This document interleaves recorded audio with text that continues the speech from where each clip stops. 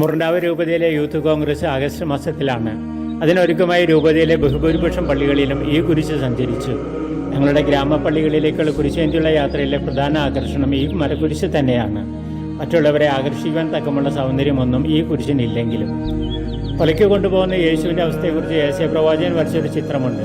അവനെ കണ്ടവർ അമ്പരന്നു പോയി. മനുഷ്യനെന്ന് തോന്നാത്ത വിധം അവന് വിരൂപനായിരിക്കുന്നു. അവൻ്റെ രൂപം മനുഷ്യൻ്റേതല്ല. എന്നിട്ടും ജനകോടികൾ ഇന്നും അവനാൽ ആകർഷിക്കപ്പെടുന്നു. മഡഗാസ്കറിൽ ക്രിസ്തുവിനെ അറിയാത്തവർ പോലും തങ്ങളുടെ കുഴിമാടങ്ങളിൽ കുരിശ് വയ്ക്കാറുണ്ട്. കല്ലറ ഒരു അവസാനമല്ല, മറിച്ച് ജീവിതയാത്രയിൽ ഒരു ജംഗ്ഷനും അതിൽ ഉയർന്നു നിൽക്കുന്ന കുരിശ് ഒരു ചൂണ്ടുപലകയുമാണെന്ന് വിളിച്ചു പറയുന്നത് പോലെ ഇന്ന് പലതരം കുരിശുകളുടെ പേരിൽ ജനങ്ങൾ തമ്മിൽ തല്ലുന്നുണ്ടെങ്കിലും കുരിശുകളുടെ രൂപമോ സൗന്ദര്യമോ ഒന്നുമല്ല ജനങ്ങളുടെ വിശ്വാസം കൂട്ടുന്നതും അവരെ ആകർഷിക്കുന്നതും.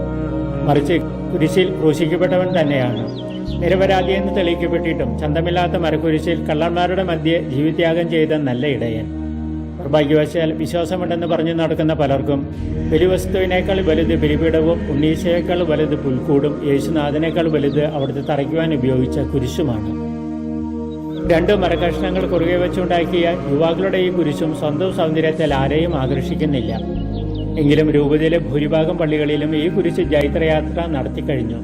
ഈ യാത്ര ചെന്ന് അവസാനിക്കുക ഓഗസ്റ്റ് മാസത്തിൽ നടക്കുന്ന ഞങ്ങളുടെ രൂപതയുടെ യൂത്ത് കോൺഗ്രസിലാണ്. ഈ യാത്രയിൽ 2 ആഴ്ചകൾ കാലം ഞങ്ങളുടെ ബെത്താലത്തല ഇടവകയിലും യുവാക്കളോടൊപ്പം കുരിശ് സഞ്ചരിച്ചു. യാമപ്രാർത്ഥനകൾക്ക് സാക്ഷിയായിക്കൊണ്ട് യുവാക്കൾക്ക് ഉത്തേജനമായി. കുരിശ് എങ്ങനെയാണ് മഹത്വം നേടിയത്, ഉത്തേജനമാകുന്നത്? വിശുദ്ധ മർക്കോസ് എഴുതിയ സുവിശേഷത്തിലെ മനോഹരമായൊരു കഥയാണ് 12 വർഷമായി രക്തസ്രാവമുള്ള ഒരു സ്ത്രീയുടെ രോഗവിമുക്തി. ഈശോയുടെ അങ്കിയുടെ ഒരറ്റം തൊട്ടപ്പോഴേക്കും സൗഖ്യം നേടിയ സ്ത്രീരത്നം. വെറുക്കപ്പെടേണ്ട മരിക്കുരിശിന് ലഭിച്ച സൗഭാഗ്യവും ഇത് തന്നെയാണ്. ചന്ദനം ചാരിയാൽ ചന്ദനം അടക്കുന്നത് പോലെ പരിശുദ്ധനെ വഹിച്ച് വിശുദ്ധ കുരിശായി മാറി. നമ്മുടെ ജീവിതത്തിൽ കണ്ടെത്തുന്ന സംഭവിക്കുന്ന കുരിശുകളെല്ലാം തന്നെ നമ്മെ ശുദ്ധീകരിക്കുന്നതിന് ഉപകരിക്കണം. സ്വാർത്ഥതയുടെ കുരിശുകൾ യേശുനാഥൻ്റേതല്ല, കള്ളന്മാരുടേതാണ്. ഇതിനുവേണ്ടി തന്നെയല്ലേ നാം വിളിക്കപ്പെട്ടിരിക്കുന്നത്. കുരിശിനെ പോലെ തമ്പുരാനെ തൊട്ട് വഹിച്ച് സൗഖ്യം നേടാൻ, വിശുദ്ധരാകാൻ ഈശോ നമ്മെ അനുഗ്രഹിക്കട്ടെ.